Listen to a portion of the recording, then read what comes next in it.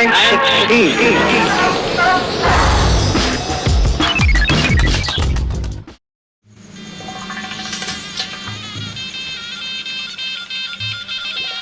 I've been to Egypt 6 or 7 times, but this time a revolution was happening, and I wanted to experience it firsthand. I knew that this was a once-in-a-lifetime opportunity to witness history unfold beneath my very eyes. The challenge was crossing the Sinai and getting to Cairo by land. I had no idea what to expect.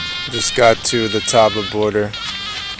I'm going to be sleeping on the beach for about an hour, waiting for the sun to come up, and then I'm going to try to make it into Egypt. Okay, wish me luck.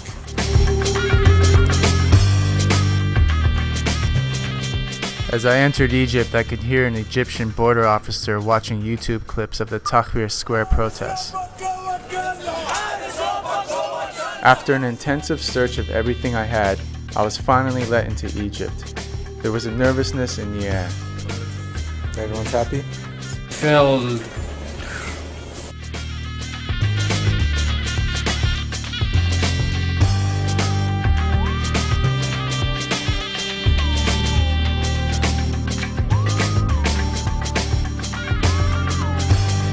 Stopped at a little cafe, little break on the way to Cairo. Should be there in a few hours. Got some kids over there, giving them chips. They're pretty hungry. So far pretty quiet. You know, you're just riding in the desert.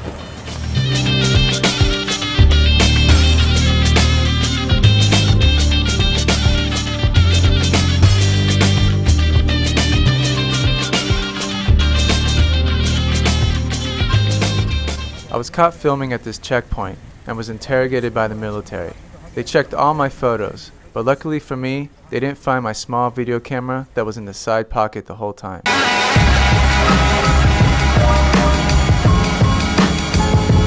Just made it to Cairo, and it is packed. Lots and lots of people. We stayed here. Here was camping Right. in the garden, this small garden. All about the square we were standing. There were about 7 million here in this square last Friday. Did you guys scream and cry? A big scream, Yeah? carrying the flags, Yeah? and saying long live Egypt, long live Egypt. I was there all the time in Tahrir Square. I got shot, I got beaten by military, and at the end of the day, it was just worth it. I jumped on my feet and cried and cried. Then I fell down on the carpet in my flat and I fainted. I fainted for 2 or 3 minutes. Currently have arrived to Tahrir Square, and the crowd seem to be still excited and celebrating of their accomplishments. Army know what to do. Yeah? Armed forces know this country, know what they have to do to make this country democracy, and so we all were very happy. Some of the army soldiers were pushing me away, telling me not to take pictures of the tanks. So things are still a little bit testy here. You know, it's only been a week.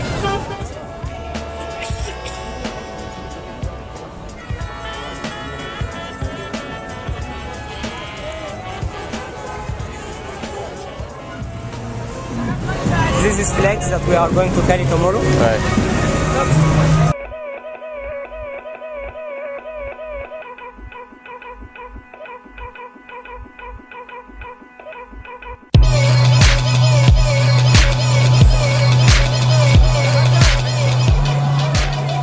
Entry point into Tahrir Square.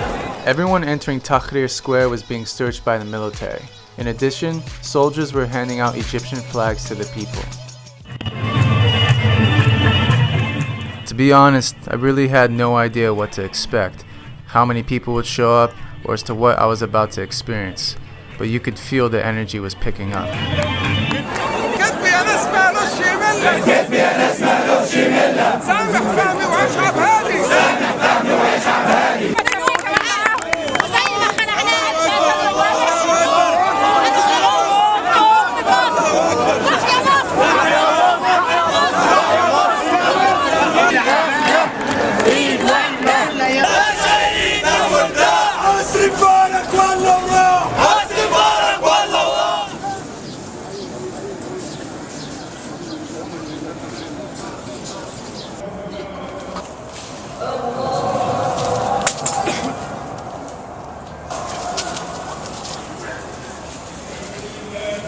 What do you think is going to happen next for the Egyptian country and people?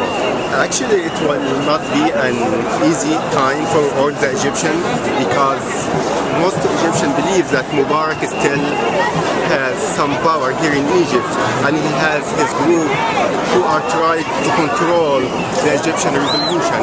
So now it's time between the Egyptian who needs what's good for Egypt and Mubarak's group who still wanted to return not Mubarak but his system.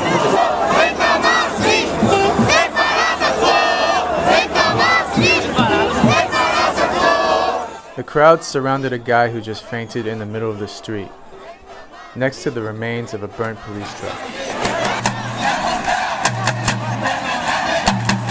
It's just great to feel that what you've been fighting for happened, and it's something that nobody ever expected ever, to just be blunt and to be talking about the system the way we do right now.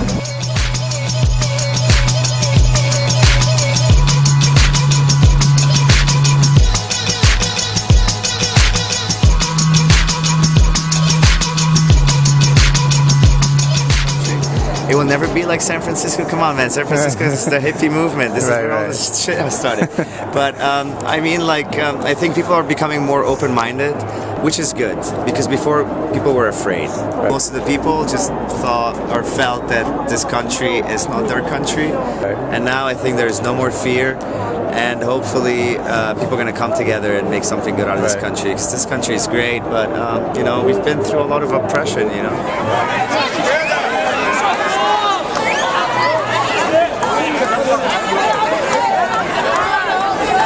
So this should be going on until the evening, till 12 o'clock midnight.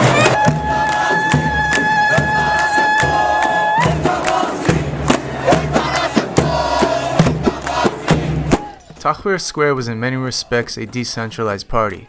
It was a leaderless gathering of people where anyone could lead a chant, start a dance, or lead a march.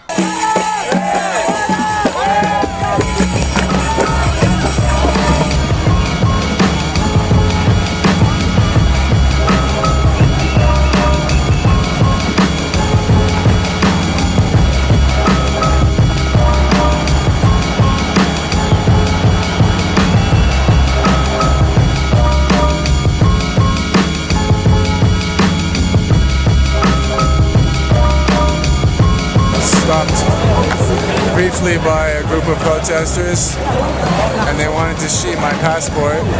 They wanted me to come to the army to show my passport. After I showed them that I was American, I definitely heard one of them saying, "Oh, he's not Israeli." So definitely very touchy here. Do you think that Egypt should keep a peace treaty with Israel? Yes, absolutely. I don't think we have the power to be able to go to break the peace treaty with Israel right now. We need to focus your power on fixing what's going on inside of Egypt and just let the peace treaty, just let it be. Egypt might go into like even a darker place if we actually decide to go and fight Israel. Right. I don't like Israel though. I mean, we can be peaceful, but it doesn't mean that I like them at all.